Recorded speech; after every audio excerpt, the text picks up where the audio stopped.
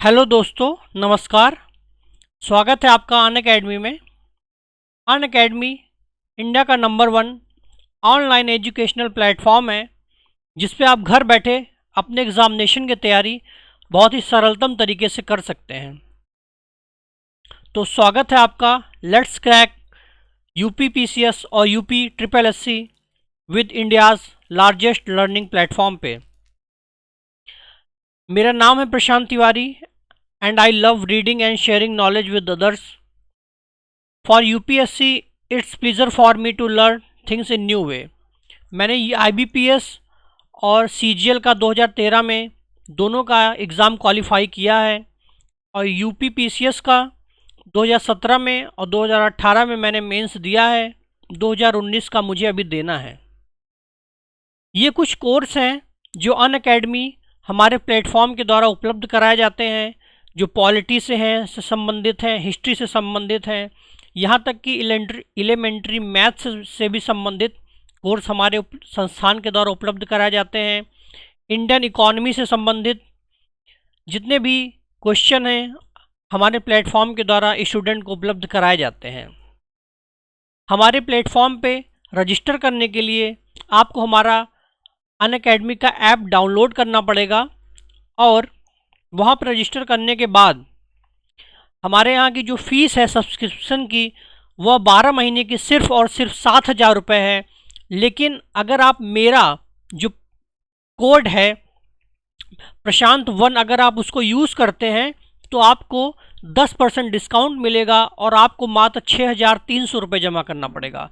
अगर आपको 2 साल का कोर्स चाहिए, 2 साल का सब्सक्रिप्शन चाहिए, तो उसकी फ़ीस वैसे तो होती है 9,100 रुपया, लेकिन अगर आप प्रशांत 1 प्रोमो कोड यूज़ करते हैं तो आपको सिर्फ 8,190 रुपये ही जमा करने पड़ेंगे। तो चलिए शुरू करते हैं। आज शुरुआत करते हैं अपने कोर्स को ज्योग्राफ़ी का। ज्योग्राफ़ी तो देखिए वैसे बहुत ही इंटरेस्टिंग सब्जेक्ट है और बहुत ही बड़ा सब्जेक्ट है। जितने भी सब्जेक्ट हैं, चाहे वो आप हिस्ट्री कर लीजिए, चाहे इकोनॉमिक्स कर लीजिए, चाहे पॉलिटी कर लीजिए, सारे सब्जेक्ट एक दूसरे से रिलेटेड हैं। और आज क्योंकि अपना सब्जेक्ट हम शुरुआत कर रहे हैं तो हम शुरुआत से क्योंकि पढ़ेंगे तो हमारी जो शुरुआत होगी वो ब्रह्मांड की उत्पत्ति से होगी। क्योंकि हम ब्रह्मांड की उत्पत्ति से इस वजह से पढ़ेंगे क्योंकि अगर हमारा बेस ही नहीं क्लियर होगा, हम जानेंगे ही नहीं ब्रह्मांड की उत्पत्ति कैसे हुई, तो हम कैसे जानेंगे कि पहाड़ों की उत्पत्ति कैसे हुई, सागर कैसे बने, कौन कोयला कहाँ पे क्यों पाया जाता है, लोहा कैसे बना, लोहा किसी पर्टिकुलर ही क्यों पाया जाता है, हीरा कहीं क्यों ही पाया जाता है, क्यों जो भी कॉन्टिनेंट है उनके दक्षिण ही भागों में ही सोना क्यों पाया जाता है। जैसे कि आप इंडिया के साउथ में अगर आप जाएंगे वहाँ पे कोलार माइन से वहाँ पाया जाता है, तो यही आप साउथ में अगर आप चले जाएंगे साउथ अफ्रीका के, तो वहाँ पे आप देखेंगे तो वहाँ पे भी आपको साउथ में ही मिलेगा। इसी प्रकार से आप ब्राज़ील में जाएंगे जो साउथ अमेरिका का क्षेत्र है, वहाँ भी आपको साउथ में ही मिलेगा। तो ऐसा क्यों होता है? फिर आप पहाड़ देखेंगे, पहाड़ों की एक प्रकृति ऐसी क्यों है? तो ये सब सारी चीज़ें ब्रह्मांड की उत्पत्ति से शुरू होती है और यहाँ तक जाती है। ठीक है, तो चलिए हम यहाँ से शुरुआत करते हैं। आगे बहुत लंबी यात्रा तय करनी है। देखिए ब्रह्मांड क्या है? ब्रह्मांड क्या है? गैलेक्सी का पुंज है, मतलब कि कई गैलेक्सियों को अगर मिला लिया जाए, इसी को ब्रह्मांड कहते हैं। एक लाइन में परिभाषा तो ये कहती है। लेकिन अगर पूछा जाए गैलेक्सी क्या है, तो गैलेक्सी क्या है? विभिन्न तारों का समूह है। अब तारे क्या हैं? तो तारे क्या होते हैं? धूल कणों से बने हुए पुंज हैं, या विभिन्न धूल कणों गैसों से मिले हुए पुंज हैं। ठीक है, जैसे कि हमारी जो गैलेक्सी है उसका नाम मंदाकिनी है और उसमें बहुत ढेर सारे तारे हैं। ठीक है, जिसमें से एक तारा जो है सूर्य है।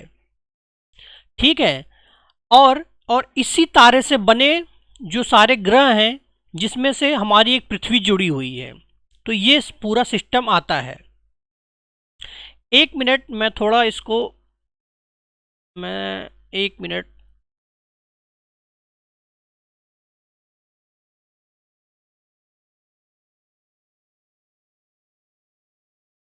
तो इस प्रकार से हमने देखा कि ब्रह्मांड जो है वो गैलेक्सी को, अगर बहुत ढेर सारी गैलेक्सियां मिल जाएं तो उससे ब्रह्मांड बनता है।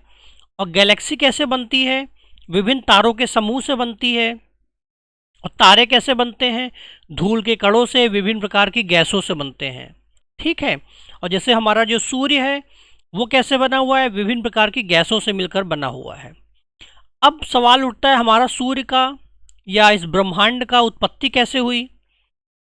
तो अभी के लिए बस इतना बता देते हैं कि 15 बिलियन वर्ष पूर्व हमारे सूर्य की उत्पत्ति हुई। इसको मैं स्लाइड स्लो में लगा देता हूं।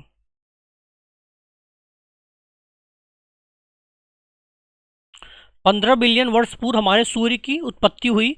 मतलब ये माना जाता है, जो बिग बैंग थ्योरी है जिसको जॉर्ज एलेमेंटेयर ने दिया था, इनका नाम आप याद कर लीजिए, प्री के एग्जामिनेशन के दृष्टि से महत्वपूर्ण हो जाता है। बिग बैंग थ्योरी किसने दिया था? तो जॉर्ज एलेमेंटेयर ने दिया था। उन्होंने बताया था कि आज से 15 बिलियन वर्ष पूर्व जितना भी ब्रह्मांड का द्रव्यमान है वह सब कुछ एक बिंदु पर संकेंद्रित था। और न जाने ऐसा क्या हुआ, अचानक से एक विस्फोट होता है और सभी जितने भी पिंड आप देखते हैं ब्रह्मांड में वो सब बनना शुरू हो जाते हैं। और इसी समय से, मतलब जब विस्फोट होता है तभी से समय और स्थान, मतलब टाइम और स्पेस का निर्माण हुआ। ये चीज जॉर्ज लेमेंटेयर ने बताई। अब देखिए क्या हुआ, जब विस्फोट हुआ तब इलेक्ट्रॉन और प्रोटॉन का सबसे पहले निर्माण हुआ। और ये जो इलेक्ट्रॉन और प्रोटॉन थे ये हाईली चार्ज पार्टिकल थे। हाईली चार्ज पार्टिकल का कहने का मतलब ये है, इलेक्ट्रॉन जो था हाईली नेगेटिव था और प्रोटॉन था हाईली पॉजिटिव था। और आपको पता है जब इलेक्ट्रॉन हाईली नेगेटिव होता है और प्रोटॉन हाईली पॉजिटिव होता है तो ये एक दूसरे को आकर्षित करते हैं और एटम का निर्माण होता है। और इस प्रकार से प्रारंभिक एटम का निर्माण हुआ, जिसको आप हाइड्रोजन कह सकते हैं। मतलब प्रारंभिक एटम हाइड्रोजन का निर्माण हुआ। आज आप सूर्य में भी देखते हैं कि जो उसका मुख्य ईंधन है वह हाइड्रोजन ही है। ठीक है। तो इस प्रकार से अगर हम आपको एक बार फिर से बताएं तो ब्रह्मांड है गैलेक्सी से बना हुआ। गैलेक्सी है तारों का समूह। तारा आप जानते हैं गैसों का समूह है। ठीक है। और ये कैसे ब्रह्मांड की उत्पत्ति क्योंकि हम पढ़ रहे हैं, तो आज से 15 बिलियन वर्ष पूर्व विस्फोट होता है। बिग बैंग थ्योरी को कहा जाता है।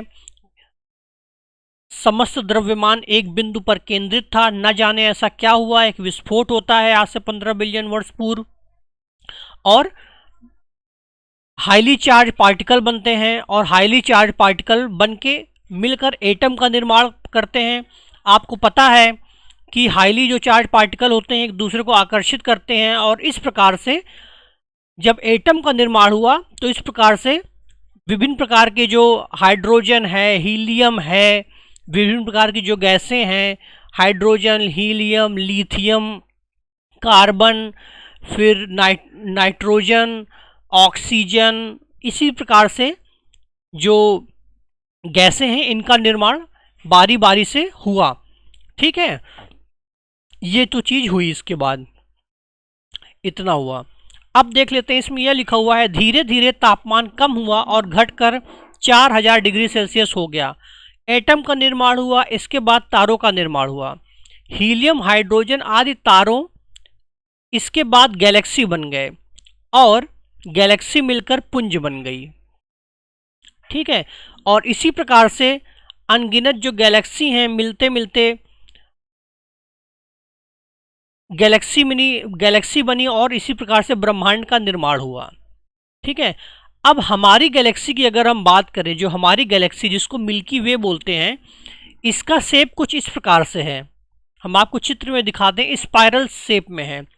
मतलब कि आप देख रहे होंगे इसको स्पाइरल शेप में कि एक घेरा बना हुआ है, फिर दूसरा घेरा बना हुआ है, फिर तीसरा घेरा बना हुआ है।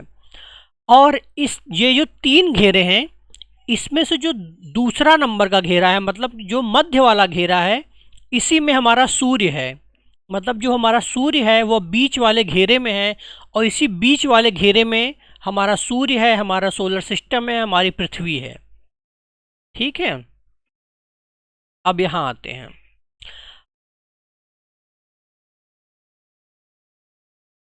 अब देखिए यहाँ पे लिखा हुआ है 1966 में बिग बैंग आया। इसका प्रतिपादन बेल्जियम के वैज्ञानिक थे जॉर्ज लेमेंतेयर, इन्होंने किया। 1967 में वेगनर महोदय ने इसमें कुछ सुधार किया और बताया कि 15 मिलियन वर्ष पूर्व सब कुछ एक बिंदु पर केंद्रित था। ये हमारी मिल्की वे है, जिसका चित्र आप एक स्पाइरल के रूप में देख रहे हैं। हमारी जो स्पाइरल इस मिल्की वे है वह एंटी क्लॉकवाइज डायरेक्शन में घूम रही है। एंटी क्लॉकवाइज कहें तो जिस डायरेक्शन में सुई घूमती है, घड़ी की सुई घूमती है, उसकी उल्टी दिशा में हमारी जो हमारी मिल्की वे है वो उस डायरेक्शन में घूम रही है। और जो हमारा सूर्य है वह भी एंटी क्लॉकवाइज डायरेक्शन में घूम रहा है। ठीक है, और इसमें देखिए लिखा भी है, इसमें मध्य गुणनशील भुजा है, इसी में हमारा सूर्य है। इस प्रकार जो तारे के समूह की एक आकृति बना लेता है, इसे ही राशि कहा जाता है। हमारे सूर्य के पास की जो राशियां हैं हमें प्रभावित करती हैं, ऐसी कुल 12 राशियां हैं। आप कभी कभी टीवी में ज्योतिषी देखते होंगे तो उसमें बताता है मिथुन राशि, कर्क राशि और वृश्चिक राशि। तो यही होता है, सूर्य के पास पास के जो तारे हैं उनको आप दूर से देखेंगे तो वो एक प्रकार की आकृति बना लेते हैं। जैसे मान लो वो वृश्चिक की आकृति बना लेंगे, या वो कर्क की आकृति बना लेंगे, या वो मिथुन की आकृति बना लेंगे। तो वो एक आकृति बना लेते हैं। तो वो तारे क्या करते हैं कि किसी विशेष समय में वह राशि किसी आदमी को प्रभावित करती है, और इसी को देख के ज्योतिषी जो होते हैं वो बताते हैं कि किस आदमी का क्या भविष्य रहेगा, उस आदमी को क्या खाना चाहिए, क्या पीना चाहिए, और उस व्यक्ति का दिन कैसा रहेगा। ठीक है, यह तो रहा ब्रह्मांड की उत्पत्ति से संबंधित सिद्धांत। लेकिन अभी हमारा लेक्चर काफ़ी लंबा चलने वाला है। अब आते हैं हम अपने इस वाले सिद्धांत पे। यहाँ तक हमने आपको सब बता दिया है। अब आते हैं origin of our solar system and the earth. देखिए, जब 14वीं 15वीं या 16वीं शताब्दी की हम बात करें तो उस समय यूरोप में पुनर्जागरण का काल चल रहा था। पुनर्जागरण कहने का मतलब बोले तो वहाँ पे तर्कवाद बहुत ज़्यादा आ गया था। मतलब कि वहाँ पे लोग अब धर्म के आधार पे चीज़ों को नहीं सोचते थे। वहाँ पे तर्कवाद, विज्ञानवाद के आधार पे चीज़ों को सोचना, प्रकृतिवाद बहुत ज़्यादा बढ़ गया था। लोग दिमाग लगाते थे, सोचते थे कि ऐसा चीज़ क्यों हो रहा है। और आपको इसी समय याद होगा न्यूटन आए, कॉपरनिकस आए, केपलर आए, और इन्होंने बताया कि किस प्रकार से गुरुत्वाकर्षण बल कार्य कर रहा है, किस प्रकार से पृथ्वी सूर्य के ओर चक्कर लगा रही है। इस प्रकार से कई प्रकार के सिद्धांत दिए। जैसे न्यूटन ने सिद्धांत दिया, जड़त्व का सिद्धांत दिया। न्यूटन ने बल के 3 नियम बताए, क्रिया प्रतिक्रिया का नियम बताया, गुरुत्वाकर्षण का नियम बताया न्यूटन ने। तो इस प्रकार से पुनर्जागरण का काल आया वहाँ पे। ठीक है, तो वहाँ पे पुनर्जागरण का जब काल आया, तर्क वितर्क का काल आया, तो कई प्रकार के सिद्धांत आए वहाँ पे। एक मिनट,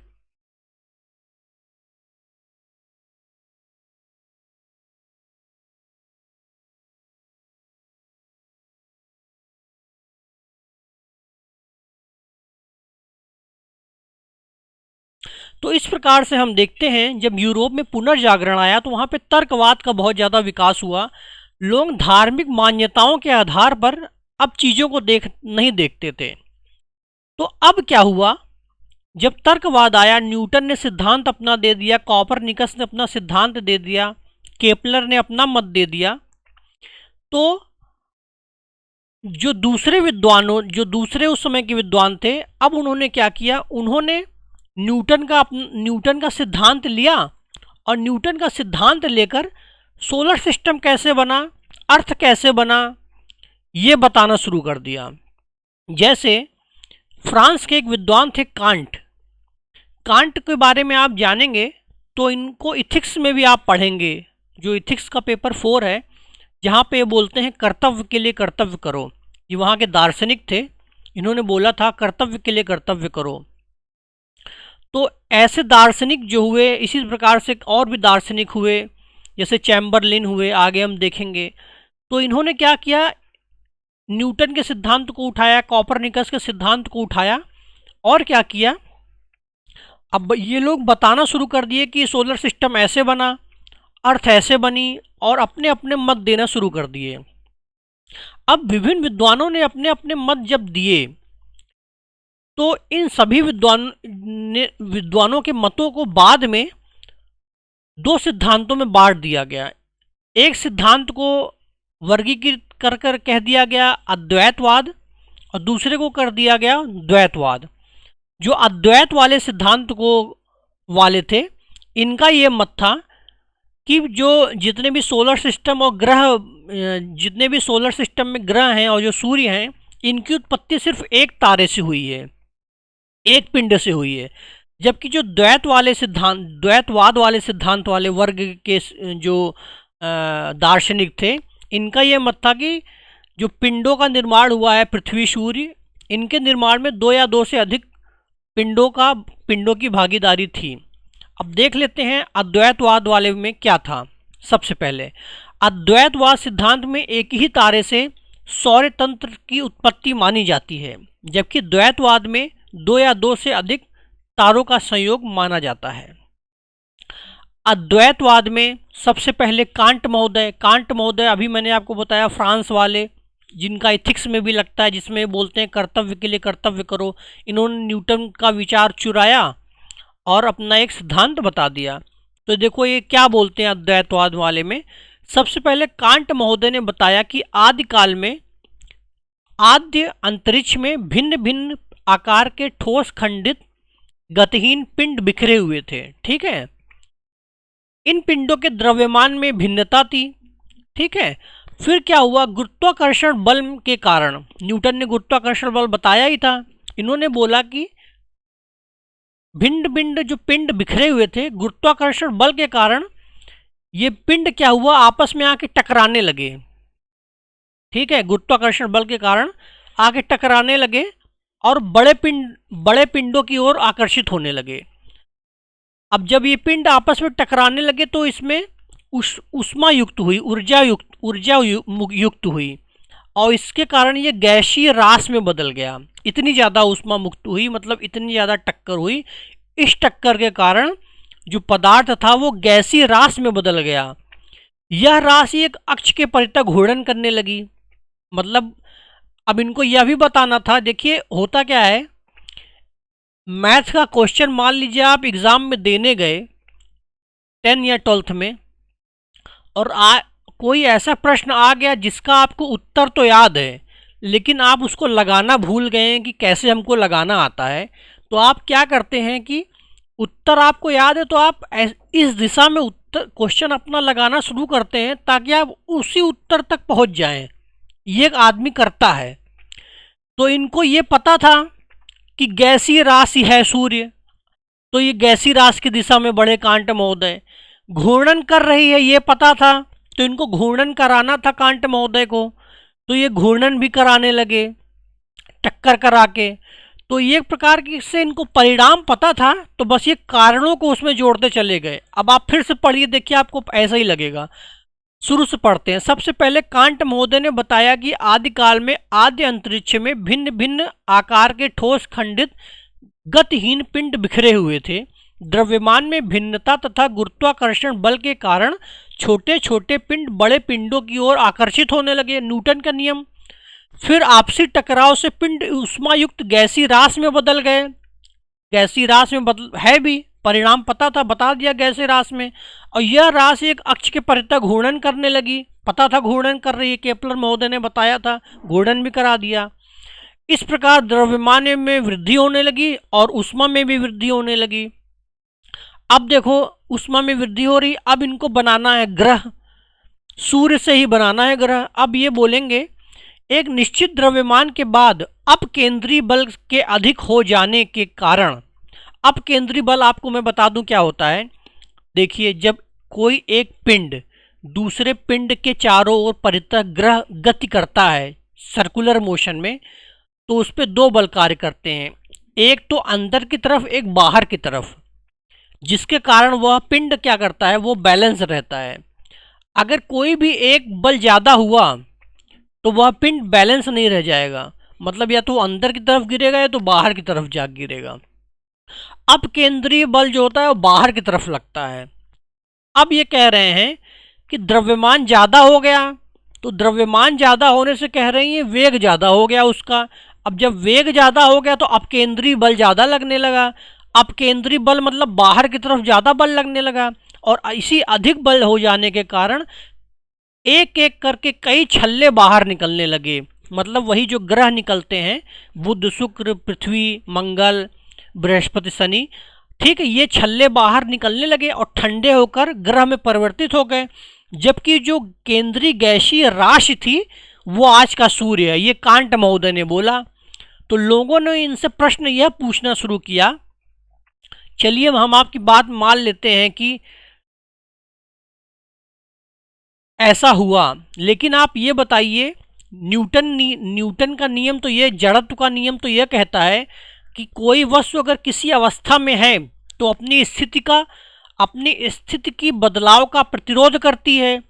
तो यह जो छोटे छोटे पिंड आपस में टकराने लगे, ये टकराने क्यों लगे, कौन सा ऐसा बल था कि इनको प्रेरित किया कि ये जो टकराए? पहली चीज। दूसरी चीज ये बोले कि अगर ये छल्ले अलग हुए, बड़े निश्चित द्रव्यमान से अपकेंद्री बल से छल्ले अलग हुए, तो ये सबको एक ही दिशा में गति करना चाहिए। जबकि जो शुक्र है और जो वरुण है, इनकी जो गति है यह पूरब से पश्चिम की दिशा की ओर गति करते हैं, लेकिन जो बाकी ग्रह हैं वो पश्चिम से पूरब की तरफ गति करते हैं। ऐसा क्यों है? तो इस प्रकार से इनसे क्वेश्चन उठने लगी, तो इसका जवाब नहीं दे पाए। तो लाप्लास महोदय आए, तो उन्होंने कांट महोदय की से जो प्रश्न पूछे गए थे उससे बचने के लिए उन्होंने ये मान लिया कि प्रारंभ से ही एक गैसीय राशि मौजूद थी, उन्होंने पहले से ही मान लिया। ठीक है, तो ये था, लाप्लास महोदय से कभी खारिज कर दिया गया, कोई मतलब नहीं था। अब एक हम द्वैतवाद वाले को देख लेते हैं। द्वैतवाद वाले को चैम्बरलिन महोदय ने बोला, और इसको ग्रहाणु संकल्पना भी कहते हैं। मतलब कि द्वैतवाद का मतलब हमने आपको शुरुआत में ही बताया था कि दो या दो से अधिक तारे का योगदान होता है हमारे सोलर सिस्टम के निर्माण में। तो जैसे इसमें लिखा भी हुआ है, इस सिद्धांत के अनुसार हमारे सौर तंत्र की उत्पत्ति दो से अधिक तारों से हुई है। एक है आदि तारा, एक है दूरस्थ तारा। ठीक है, अब बोलते हैं आदि तारा प्रारंभ में ठोस था, चलिए ठीक है। दूरस्थ तारा, एक दूर से कह रहे हैं तारा आता है और उस तारे का द्रव्यमान बहुत ज़्यादा था, इस आदि तारे से भी ज़्यादा उसका द्रव्यमान था। अब दूरस्थ तारा जिसका द्रव्यमान बहुत ज़्यादा था वो इस आदि तारे के करीब में आता है। दूरस्थ तारा जब हमारे आदि तारे के समीप से गुजरा, तब दूरस्थ तारे की गुरुत्वाकर्षण शक्ति के कारण आदि तारा जो हमारा सूर्य है से अलग होकर छोटे छोटे पिंड दूरस्थ तारा की ओर अग्रसर हुए। ठीक है, ये बोले, मतलब जैसे मान लो कि आप खड़े हो, ठीक है, खड़े हो, आपकी बाईं ओर से ट्रेन आना शुरू करती है, और ट्रेन का द्रव्यमान बहुत ज़्यादा है, तो आपका हाथ जो है ट्रेन खींचना शुरू करती है, और आपके सामने जब तक ट्रेन पहुंचती है तब आपको क्या कहती है, ट्रेन बहुत ज़्यादा खींचती है, और जब तक ट्रेन आपसे दूर जाती है आपके दाएं हाथ को ट्रेन खींचना शुरू करती है। तो इस प्रकार से आप देखेंगे ट्रेन एक बाएं हाथ के आपको खींचना शुरू करती है, पहले कम खींचती है, फिर ज़्यादा खींचती है, फिर एकदम ज़्यादा खींचती है, फिर कम होते होते बिल्कुल कम खींचती चली जाती है। और इसी अनुसार आप देखेंगे कि पहले आप देखेंगे बुध है, छोटा है, फिर उससे बड़ा शुक्र है, फिर उससे बड़ा पृथ्वी है, फिर उससे थोड़ी सी मंगल है, फिर मंगल के बाद आप देखेंगे बृहस्पति बड़ा है, फिर शनि थोड़ा सा छोटा है, फिर थोड़ा सा छोटा अरुण वरुण, इस प्रकार से छोटे छोटे हैं। तो इनका ये कहना था जब दूरस्थ आया तो छोटा निकला, फिर जब उसके करीब आया तो उससे बड़ा निकला, फिर जब बिल्कुल पास आ गया तब शनि निकल गया, फिर जब दूर जाता गया फिर अरुण वरुण शनि, इस प्रकार से छोटे छोटे निकलते चले गए। ये कहने का मतलब था। अब मैं इसको पढ़ देता हूँ, आपको समझ में आ गया होगा।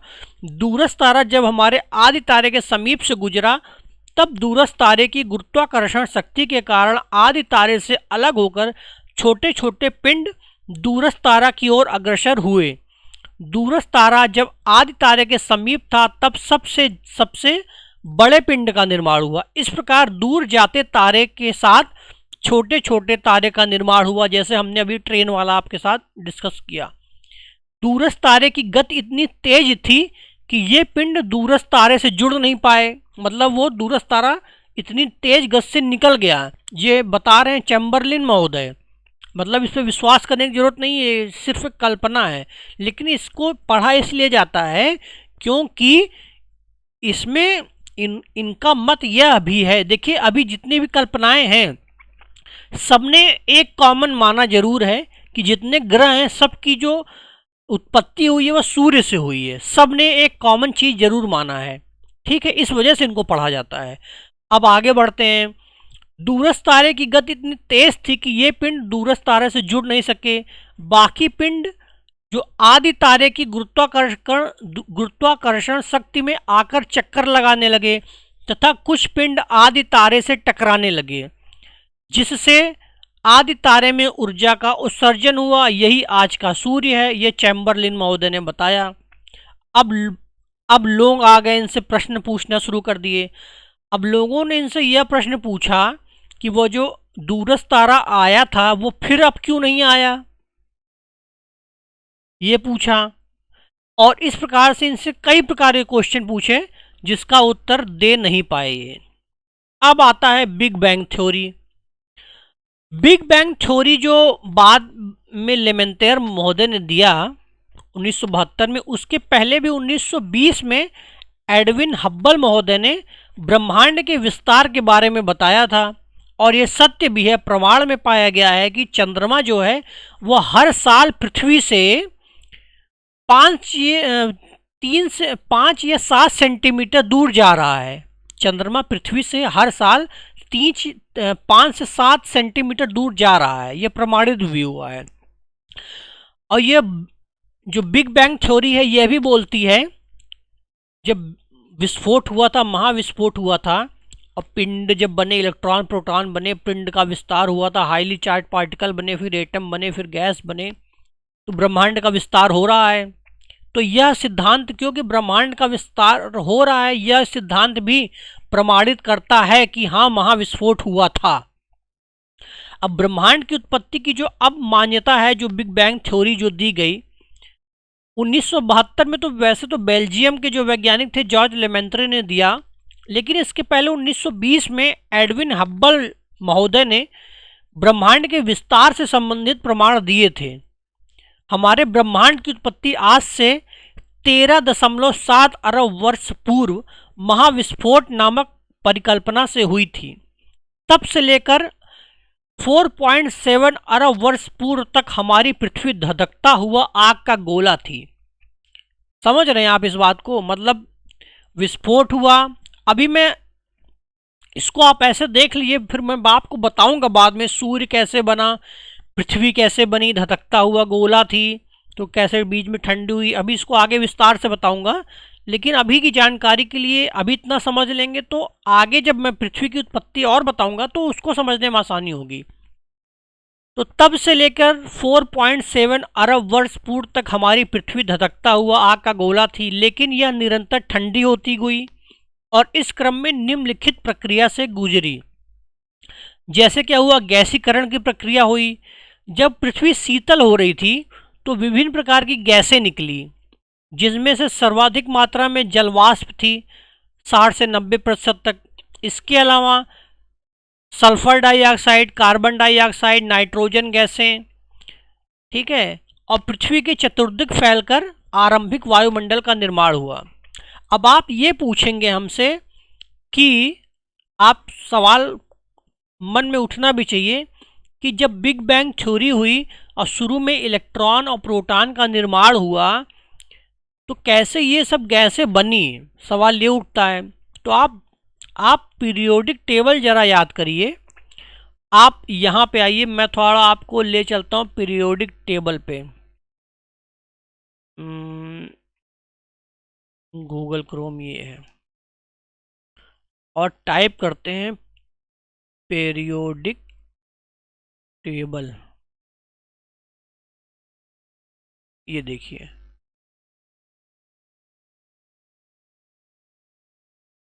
ये तो बेच रहे हैं, हमको बेचना नहीं है,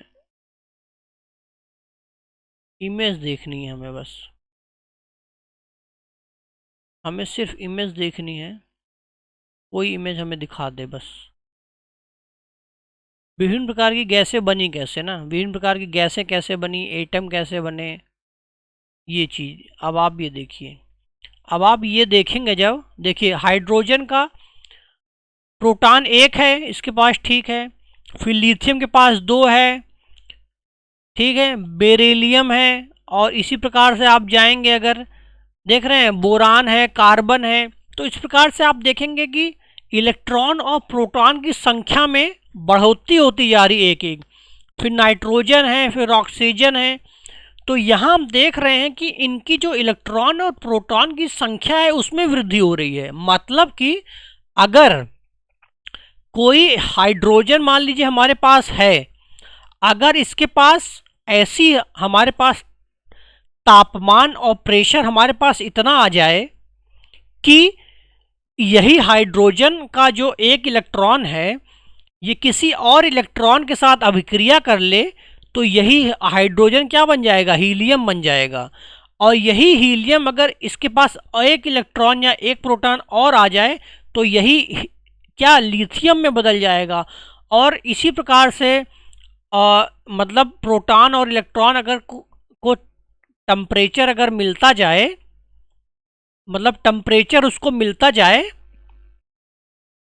उसको टेम्परेचर, सही टेम्परेचर और सही दाब मिलता जाए, तो ये क्या बनता जाएगा, ऑक्सीजन मिलता जाए, मतलब विभिन्न प्रकार की गैसें बनती जाएंगी। तो यही कारण है कि प्रोटॉन से जब चार्ज पार्टिकल शुरू में बिग बैंग हुआ, बहुत ज़्यादा तापमान था, तो विभिन्न प्रकार की गैसें बाद में बनती चली गई। समझ में आया? तो अब यही कारण था कि जब sulphur dioxide, carbon dioxide, nitrogen जैसी गैसें बनने लगी और पृथ्वी के जो चतुर्दिक था आरंभिक वायुमंडल का निर्माण हुआ। अब दूसरी जो घटना हुई पृथ्वी के निर्माण में, process of the magnetic differentiation. ठीक है, अब बताइए आप मुझे, अगर आपने थोड़ी सी फिजिक्स पढ़ी होगी, कि अगर मान लीजिए कोई एक पिंड घूर्णन कर रहा है, अपनी परिधि के चारों तरफ घूम रहा है, तो जो हल्का पिंड होगा वो बाहर की तरफ जाएगा कि जो भारी पिंड होगा वो बाहर की तरफ जाएगा?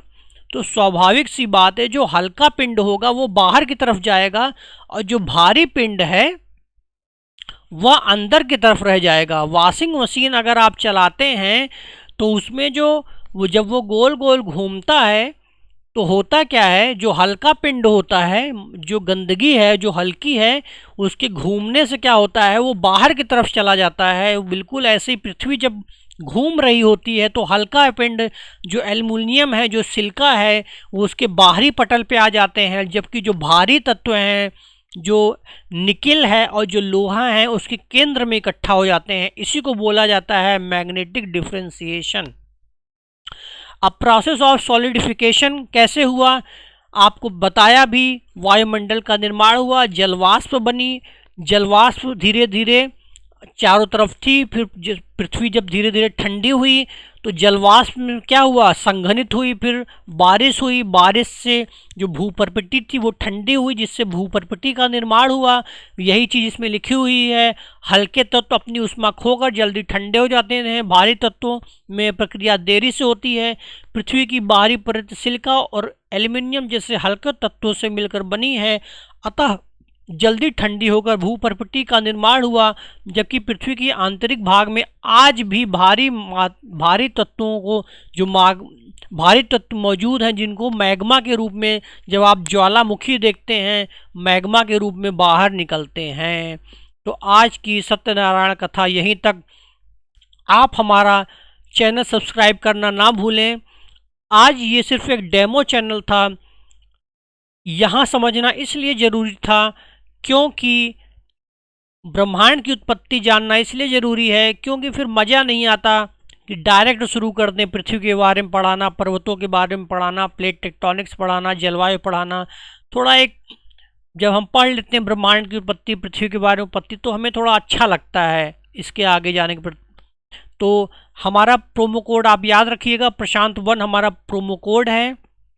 और हमारे चैनल को सब्सक्राइब मत भूलिएगा। आपको बहुत बहुत thank you. Let's crack UP exam में।